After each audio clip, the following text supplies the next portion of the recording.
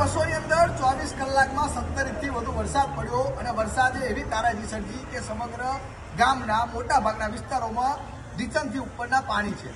જો તમારે વસો ગામની ગલીઓમાં ફરવું હોય તો ગાડી કે બાઇક નહીં પરંતુ ટ્રેક્ટર જોઈએ, કારણ કે દ્રશ્યો સીધા બતાવીશ। અત્યારે વસો ગામની આ ગલીઓની અંદર હું પહોંચ્યો છું અલગ અલગ કલેક્ટરોમાં, અને ત્યાં તમે જોઈ શકો છો જે ગાડીઓ છે સંપૂર્ણ પાણીમાં ગરકાવ થઈ ગઈ છે।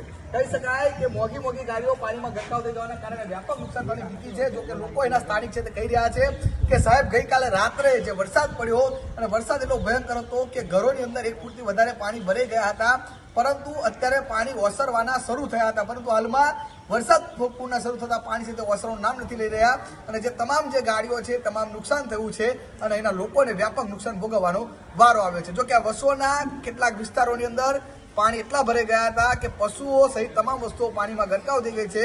અહીંયા તંત્રના કોઈ અધિકારીઓ રોકાયા ન હોવાનો એના સ્થાનિકો આક્ષેપ કરી રહ્યા છે, અને તેની વચ્ચે ન્યૂઝ 18 ગુજરાત સતત તમને આ ગ્રાઉન્ડ ઝીરોથી જ્યારે રિપોર્ટ બતાવી રહ્યું છે ત્યારે ફરીથી સીધા દ્રશ્યો બતાવીશ તમને। તમે જોઈ શકો છો કે ગામની અંદર આવેલા જે તમામ જે અલગ અલગ ખડકીઓ છે, આ તમામ ખડકીઓ તે પાણીમાં ગરકાવ થયેલી છે, અને કહી શકાય કે આ પાણીના કારણે એનું જનજીવન છે તે અસ્તવ્યસ્ત થયું છે। લોકોને ઘરની બહાર જવું છે, પરંતુ પાણી ભરાવાના કારણે તેઓ ક્યાંય નીકળી શકતા નથી। આ વરસાદનો માહોલ કાલ સવારે 8 વાગ્યાથી પડ્યો, 8:30 વાગ્યાથી અમારી પરિસ્થિતિ આવી છે, અને અમારે કોઈ પંચાયતમાંથી કે ગમે તે કોઈ વોટ લેવા ભાજપ કે કોઈ પણ આવે છે, પણ અહીં કોઈ જોવા આવ્યું નહીં, એટલે અમારી પરિસ્થિતિ બહુ ખરાબ છે। આખી રાત બધા જાગ્યા છે, કોઈ ઊંઘ્યું નથી, અને કેટલા છોકરા તો કામ કરતા કરતા પડી ગયા છે, તો એ બધું કોની જવાબદારી? અને અમારા બધાના ઘરોમાં ચણતર કાલ આખી રાત ચાલ્યું છે, આખી રાત ચણતર ચડ્યું છે। 3 દિવસથી પાણી એટલા બધા ભરાયા છે કે કોઈ પંચાયત વાળા કોઈ જોવા આવ્યું નથી। અહીંયા અમારા ઘરમાં પાણી એટલું બધું હતું રાત્રે, અત્યારે ઉતરી ગયું છે। પરિસ્થિતિ બહુ ખરાબ છે, બહુ ગંભીર પરિસ્થિતિ છે અહીંયા આગળ। ખેડાના વસોની અંદર 24 કલાકમાં 17 ઇંચથી વધુ વરસાદ પડ્યો અને વરસાદે એવી તારાજી સર્જી કે સમગ્ર ગામના મોટા ભાગના વિસ્તારોમાં ઢીચણથી ઉપરના પાણી છે। જો તમારે વસો ગામની ગલીઓમાં ફરવું હોય તો ગાડી કે બાઇક નહીં પરંતુ ટ્રેક્ટર જોઈએ, કારણ કે દ્રશ્યો સીધા બતાવીશ।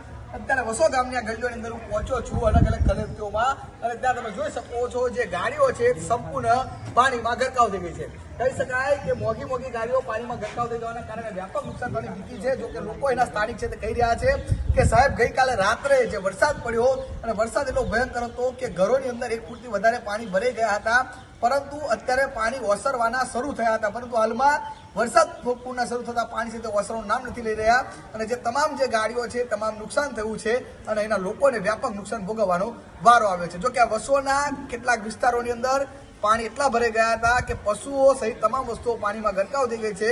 અહીંયા તંત્રના કોઈ અધિકારીઓ રોકાયા ન હોવાનો એના સ્થાનિકો આક્ષેપ કરી રહ્યા છે, અને તેની વચ્ચે ન્યૂઝ 18 ગુજરાત સતત તમને આ ગ્રાઉન્ડ ઝીરોથી જ્યારે રિપોર્ટ બતાવી રહ્યું છે ત્યારે ફરીથી સીધા દ્રશ્યો બતાવીશ તમને। તમે જોઈ શકો છો કે ગામની અંદર આવેલા જે તમામ જે અલગ અલગ ખડકીઓ છે, આ તમામ ખડકીઓ તે પાણીમાં ગરકાવ થયેલી છે, અને કહી શકાય કે આ પાણીના કારણે એનું જનજીવન છે તે અસ્તવ્યસ્ત થયું છે।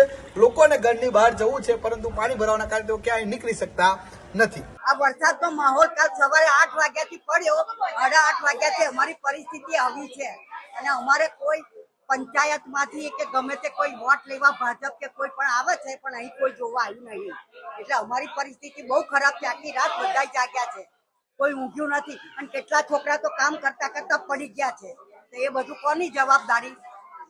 અને અમારા બધાના ઘરોમાં ચણતર કાલ આખી રાત ચાલ્યું છે, આખી રાત ચણતર ચડ્યું છે। 3 દિવસથી પાણી એટલા બધા ભરાયા છે કે કોઈ પંચાયત વાળા કોઈ જોવા આવ્યું નથી। અહીંયા અમારા ઘરમાં પાણી એટલું બધું હતું રાત્રે, અત્યારે ઉતરી ગયું છે।